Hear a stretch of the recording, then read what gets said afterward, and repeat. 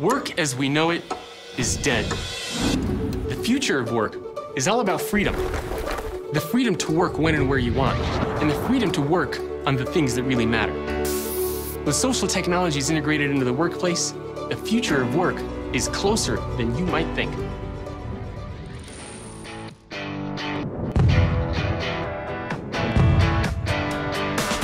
Now, a lot of times people say, why are you interested in the future of work? How did you get involved in this? And it's an interesting story because after I graduated college years ago, I got a double degree in business management, economics, and psychology. And I was so excited. I was going to join the corporate world. I was going to have a good job. I would stay there for a couple years, go back, get my MBA, and then go back and work for a fun company. And so I interviewed for my first job in Los Angeles. And they say, oh, we're so excited to have you. You're going to go on all sorts of trips. You're going to do business development. You're going to meet great people. And I said, perfect. That's exactly what I want. And a couple months into my job, I'm doing PowerPoint presentations, data entry, cold calling. Right? That's not what I signed up for. One day, the CEO comes out of his big office and he says, Jacob, I have a really important meeting with somebody. Here's $10. Can you go to Starbucks and get me a cup of coffee? And after that happened, I realized that there's something very wrong with the way that our organizations are structured and with the way that we think about management and leadership and technology. So ever since that happened, I've been exploring what the future of work is going to look like.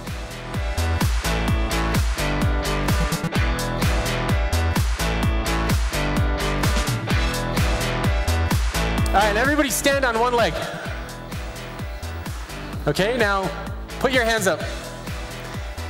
And on the count of 3, everybody yell the word leader. 1, 2, 3.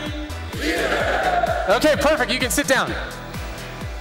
Now some of you might be thinking, why is this crazy guy having us stand on one leg and raise his hands so early in the morning?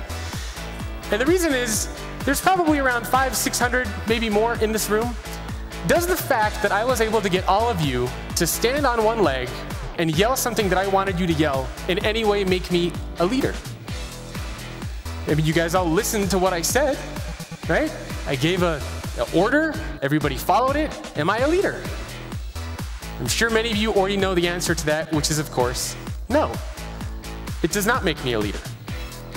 Now, I believe that any employee within an organization has the potential to become a leader, but all the managers within our organizations must be leaders. In fact, the very survival of our organizations, I think, depends on our ability to make sure that all of the managers within our organizations are indeed leaders.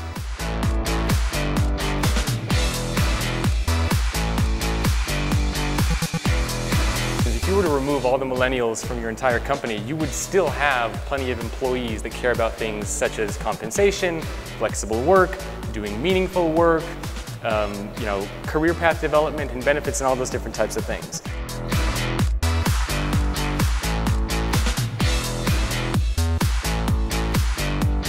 The theme for the future of work is connect to work. In other words, if you can connect to the internet, you can get your job done regardless of where you are, whether you're in the Bay Area or whether you're in a remote rice paddy field somewhere in China, right? It doesn't matter.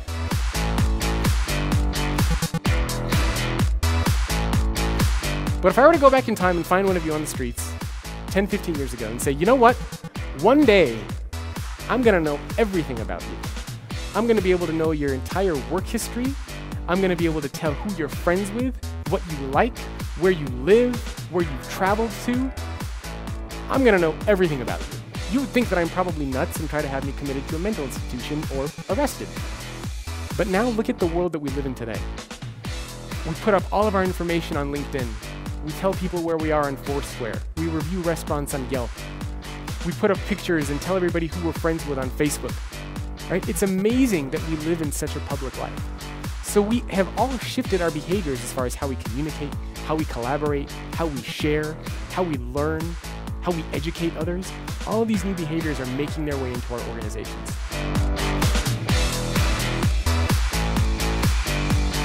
But I think the book does a good job of kind of walking through every step of what that looks like. It does. It provides kind of a guideline, and then you get to something you call the end game. Can you just share with everybody what that means? Sure. The end game is essentially building an organization where your people and information are connected and engaged anywhere, anytime, and on any device. That is essentially the end state that organizations want to get to, and that's where the challenge is today for a lot of them.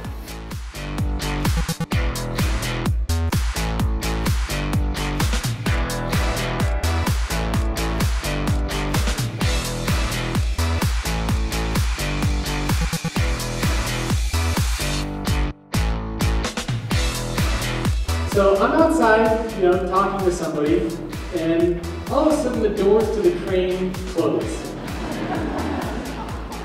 And the train starts moving. The guy that I was standing with outside jumps through this window to get on the train. And I'm just standing there, and all of a sudden these two Italian guys that I don't know stick their arms out the window, and they're like, come on, jump!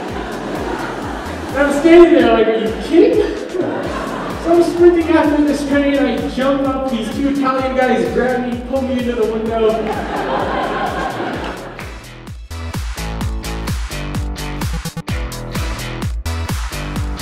The world is changing, right? Technologies are changing, behaviors are changing.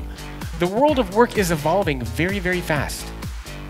But the trouble is that our organizations have a very hard time keeping up with the pace of change. And the bigger the gap gets between where the world of work is and where our organizations are, the more disengaged our employees start to become.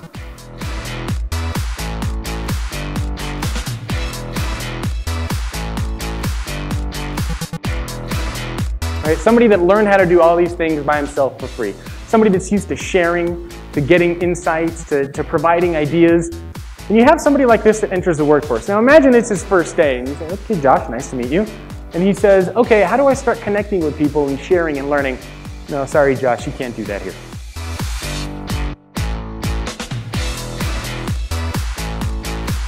So what is the point of a manager? If we all worked at the same company, and let's say I was your manager, which would be very unfortunate for you guys if I was your manager, but let's say I was your manager, what would my job be if we looked 30, 40, 50 years ago? My job would be to make sure that all of you show up on time, you wear the same outfit, you do the same job, you work a 9 to 5, you don't cause any problems, you don't ask any questions, you just shut up and do your job and leave. Right? That's the goal of a manager. I just need to make sure you show up and that everything keeps working. I'm a supervisor. I just watch people and make sure everything's okay. And not only that, but my job is to make sure that whatever the company is doing today, we could do tomorrow better, faster, and cheaper. That's it. That is the role of a manager. Today I talked about the future of work and the importance of challenging convention in the workplace. I talked about challenging convention in 3 areas in terms of how we work, how we lead, and how we structure our companies. And the importance of those 3 things is to be able to attract top talent, build better leaders, and create a competitive organization. You need to get input and feedback, and you need to collaborate and communicate with everybody that is helping drive the organization going forward. And that's because the future of work touches everyone within the company.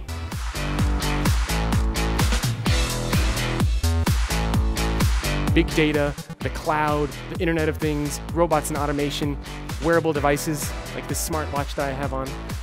All of these new technologies are flying into our organizations, and they're changing the way that we work and why we work and how we work.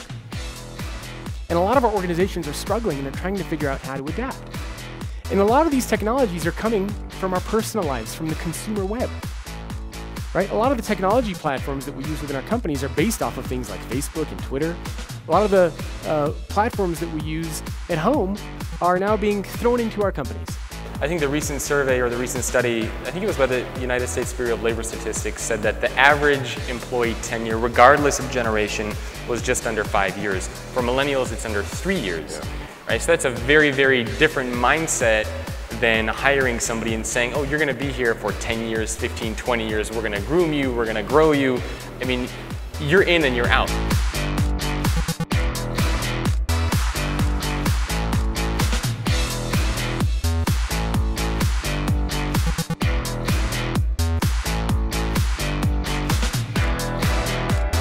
And see, ever since our organizations have been created, we've had this very fundamental assumption around why companies exist.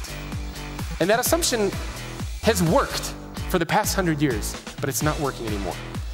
And that assumption is that organizations can create a place where employees need to work there. In other words, we all have expenses, we all have bills, we all have mortgages, we all have kids. We have to pay for these things. And so we need to work at an organization to survive, to live, to thrive, to grow. It's our only way. You need to work at an organization. But look at where we are today. You don't have to work at a company anymore. You can raise money on Indiegogo or Kickstarter. You can work for a startup. You can create a profile on Elance and Odesk and become a freelancer. You can go work for Uber or Lyft. You can create products and services and sell them on Etsy. You can 3D print things, right? The opportunities for us to generate income and to survive and grow and live as people has dramatically increased and changed. And that means that the war for talent has never been greater, because the #1 asset that all of our organizations have to bring people in has always been cash. That's how we attract and retain the top talent. We pay them more. That doesn't work anymore. And so what's happening is that organizations are having to shift their mentality away from creating an environment where people need to work there to creating an organization where people want to work there. You have to create an environment where people want to be there.